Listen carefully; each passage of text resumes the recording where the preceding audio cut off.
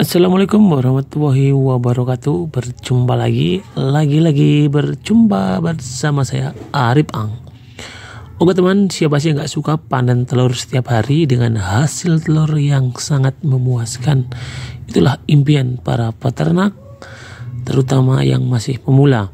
Jadi biarpun pemula, biarpun dikatakan senior, panen telur banyak itulah impian, apalagi lancar, tidak ada kendala, itu adalah impian setiap peternak bebek.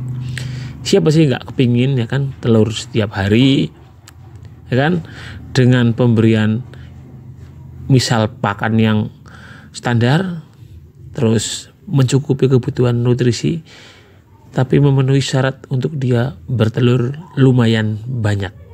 Semua orang pasti akan menyukainya, termasuk saya sendiri teman. Tapi untuk itu ada beberapa PR dalam ternak bebek seperti ini. Misal situasi kandang, yaitu diusahakan khusus untuk kandang bertelurnya sangat mungkin. Itu teman. Yang faktor utamanya ini teman, faktor dari pakannya. Kenapa saya bilang dari faktor dari pakan? Kita tuh harus konsisten dalam pemberian pakan teman. Kita jangan egois, cuma panennya aja, cuma memperhitungkan panenan telurnya aja setiap harinya, tapi tidak memperdulikan kebutuhan nutrisi bebek yang dipenuhi. Ibaratnya kita kan konsisten seperti ini teman. Jadi misal kita pemberian pakannya setiap hari 2 kilo ya 2 kilo terus. Kalau kita setiap hari 10 kilo ya 10 kilo terus selama masa produksi yang bagus bebeknya, ya kita tetap konsisten. Kita tuh ibaratnya tuh kalau dibilang jangan egois, misal banyak orang yang beli, terus banyak permintaan yang banyak telur bebeknya, kita mengurangi biaya pakannya. Intinya untuk meningkatkan keuntungan yang ada. Ini salah satu ibaratnya itu bunuh diri perlahan teman. Jadi kalau bebek kita sedang memasuki masa produksi yang bagus, usahakan pemberian pakanannya itu juga yang bagus teman. Jangan pernah kurangi, kalau bisa kita tambahin vitamin ataupun nutrisi yang diperlukan. Ini banyak kasus ada teman. Ini saya nggak mau bilang, teman saya juga ada. Pada saat dia sedang bagus-bagusnya bertelurnya, karena ya sih memang harga pakan sering naik lah. Itu yang paling saya benci seperti itu teman. Harga pakan naik, tapi untuk jual telurnya tetap murah seperti itu. Ini paling saya benci seperti itu. Tapi kita bisa menyiasati seperti ini. Kalau di teman saya itu disortir teman, telur yang kecil, yang besar, yang sedang itu disortir dengan alat. Itu kalau teman-teman tahu alatnya buat nyortir, itu di video saya yang dulu ada teman, alat untuk menyortir besar kecilnya telur. Jadi kasusnya teman saya itu yang tadi saya bilang, dia itu malah mengurangi biaya pakannya bebek teman. Jadi takaran bebeknya yang misal dulunya konsentratnya menghabiskan perharinya misal 12 kilo, dedaknya menghabiskan 30 kilo, dan jagung gelengnya menghabiskan berapa kilo kemarin ya. Ini kan ternak 400 ekor. Malah dia dikurangi, konsentratnya dikurangi jadi 10 kilo atau 9 kilo lah seperti itu. Terus dedaknya dikurangi berapa kilo, terus sama jagung gelengnya juga dikurangi.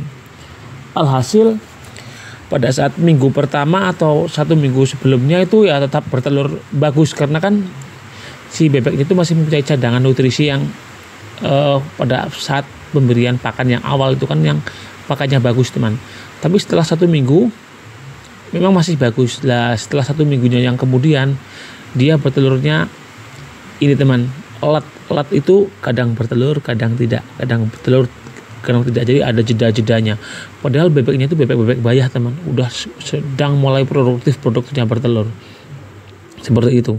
Karena itu tadi harga pakan yang semakin naik, entah ini bakatul, ada jagung giling dan konsentrat. Jadi dia malah itu mengurangi takaran pakannya, malah bebeknya yang produksinya menurun drastis teman.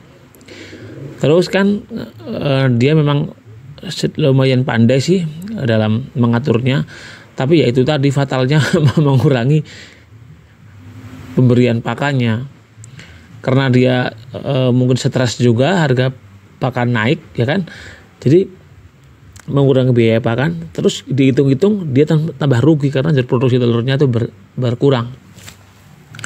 Terus dia kembali ke pakan yang semula dan bertelurnya kembali lagi teman. Lah dia itu mempunyai inisiatif untuk menyortir telurnya. Jadi telurnya itu enggak yang di grobalan itu teman. Kadang kan yang beli ini kan banyak.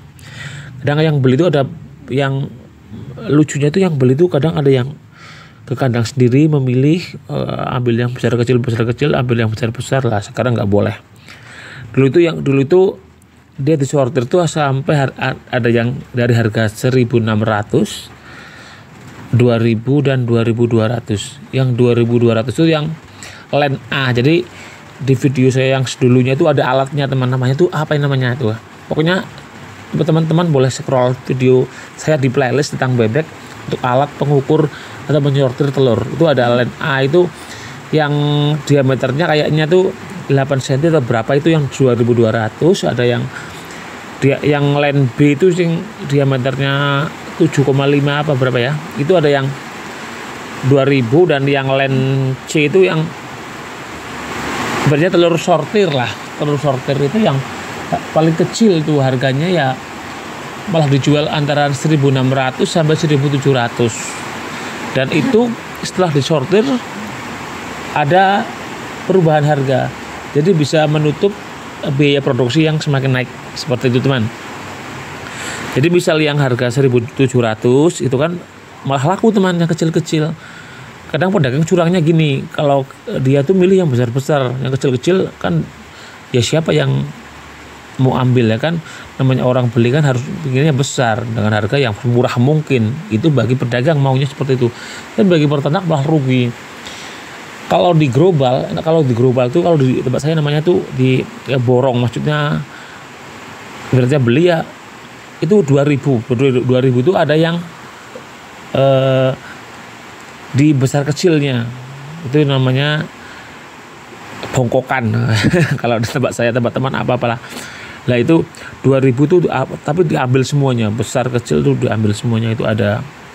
Terus kalau yang mau dipilih ya juga boleh, tapi udah dikasih harga-harga masing-masing, line A, line B, line C seperti itu. Jadi intinya teman-teman kalau ngasih pakan bebek jangan sekali-kali diubah-ubah pola pakannya atau lagi ganti-ganti pola pakan teman. Kalau udah konsentrat, jagung giling, dedak ya itu aja terus. Jangan pernah mencoba pakan-pakan alternatif yang teman-teman sendiri belum pernah mencobanya.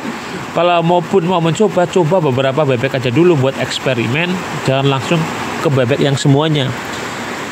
Kalau teman-teman mau fatal ya terserah, coba alternatif ke bebek semuanya. Tapi kalau saran dari saya lebih baik jangan pernah ganti-ganti dan konsisten pemberian pakannya.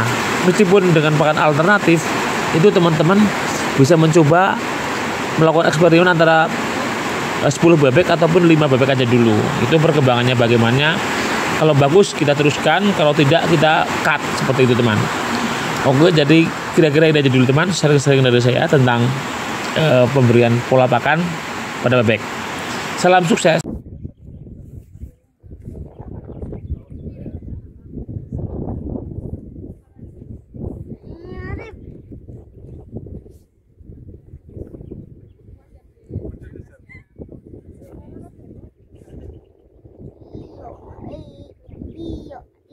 Iyo, Arif, iyo, Arif, iyo, Arif.